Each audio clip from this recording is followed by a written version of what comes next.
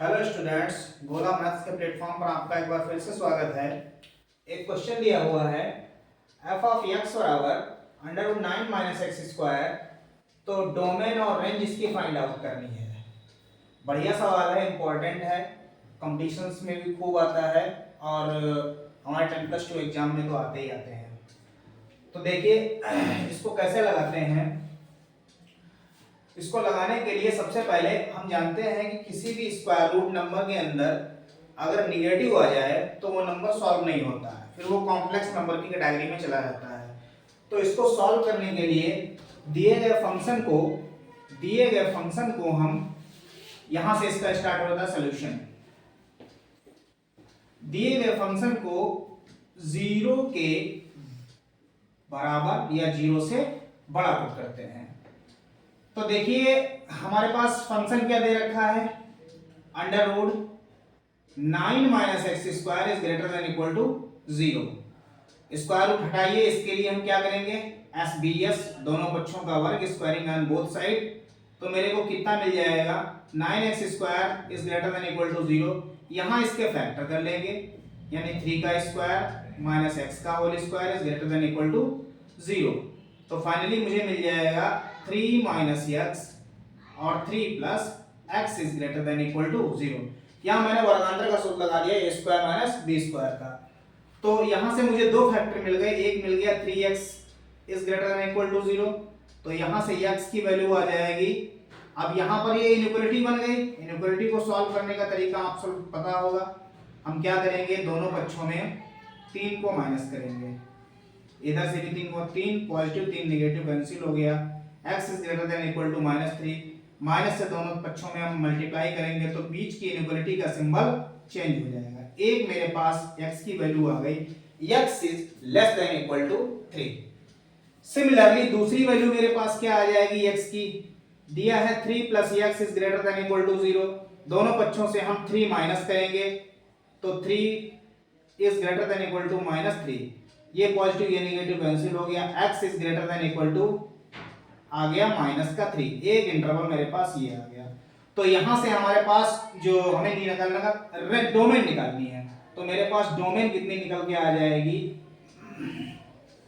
Domain x का मान कहां कहां लाई कर रहा है, x की वैल्यू 3 से छोटी या बराबर है, यहां पर x की वैल्यू -3 से बड़ी और बराबर है। तो डोमेन मेरे पास कितना हो जाएगा, -3 is less than equal to x is less than equal to 3।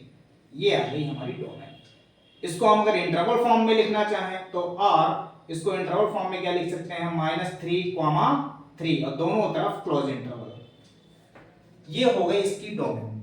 उम्मीद करते हैं समझ में आपके आई होगी।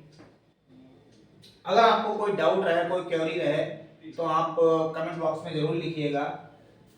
तो ये इसकी डोमेन हो गई। अब इसकी रेंज निकालते हैं।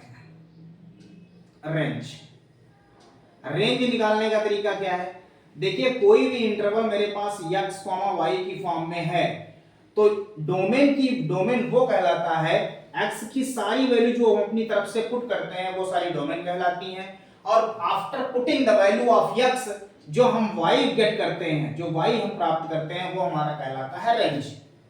तो देखिए मेरे पास फंक्शन, हमने कहा है कि किसी भी फंक्शन को हम fx के इक्वल y के इक्वल मान सकते हैं, और हमें दिया कितना है, √9 माइनस एक्स स्क्वायर। ये हमें फंक्शन दे रखा है। अब x की वैल्यू हमें इसी इंटरवल के बीच में पुट करनी है, तो पुट कर लेते हैं। x की जगह 0 पुट करिए, अगर x की जगह अगर 0 हम पुट करते हैं तो मेरे को क्या मिलेगा, 9 माइनस 0 यानी कि +-3। अगर x की जगह हम 1 पुट करते हैं तो x की जगह जब 1 पुट करेंगे तो 9 माइनस 1 कितना आएगा, +-2 √2। सिमिलरली ऐसी हम बहुत सारी वैल्यू पुट करके y के डिफरेंट मान हम निकाल सकते हैं। तो y की वैल्यू यहाँ पर पॉजिटिव भी है और निगेटिव भी है, यहाँ पर भी पॉजिटिव भी है, यहाँ निगेटिव। अब हम 0 अगर पुट कर लो, 0 तो मैंने पुट ही कर चुका हूँ। तो अगर y की वैल्यू, x की वैल्यू हम 2 पुट करते हैं मान लो, तो यहाँ 2 रखेंगे, 2 2 जा 4, ये आ गया +-5। ठीक है ना। तो हमारे पास रेंज यहाँ क्या आ जाएगी, रेंज रेंज आ जाएगी, हमने वैल्यू x की कहां से पुट की, हमने 0 से पुट की और कहां तक पुट करेंगे, जहां तक ये हमारा इंटरवल लाई कर रहा है। तो रेंज हमारी निकल के आ जाएगी 0 is greater than less than equal to x is less than equal to 3। ये हमारी आ गई रेंज। यानी कि इसको इंटरवल फॉर्म में अगर हम लिखना चाहें तो इंटरवल फॉर्म में हम लिख सकते हैं 0 से कहां तक, 3 तक, दोनों तरफ क्लोज इंटरवल। क्लोज इंटरवल का मतलब यह है कि 0 और 3 भी इंक्लूड हैं, और यहां पर भी -3 से +3, -3 से +3। ये आ गया आपका पूरा सॉल्यूशन। ये आ गई डोमेन और ये आ गई रेंज। उम्मीद करते हैं कुछ समझ में आया होगा। अगर इसके बावजूद भी कोई आपको दिक्कत फील हो इस सवाल में तो जरूर बताइएगा कमेंट करके। ठीक, थैंक्स।